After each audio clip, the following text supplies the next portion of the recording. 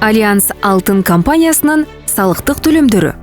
2015 жылдан 2025 жылдын август айына чейин Альянс Алтын компаниясы Кыргызстандын мамлекеттик бюджетине жалпы 33 миллиард 766 миллион сом которду. 2025 жылдын алгачкы 8 айынын ичинде эле салыктык төлөмдөр 9 миллиард 429 миллион сомду түздү. Анын ичинен август айында эле 1 миллиард 746 миллион сом болду. Альянс Алтын компаниясы аймактарды өнүктүрүүгө активдүү салым кошуп келет. Компания тарабынан жергиликтүү маанидеги инфраструктураны өнүктүрүүгө жана кармоого карата өндүрүлгөн продукцияны сатуудан түшкөн каражаттан 2% берененин негизинде жергиликтүү фондторго каражат которулат.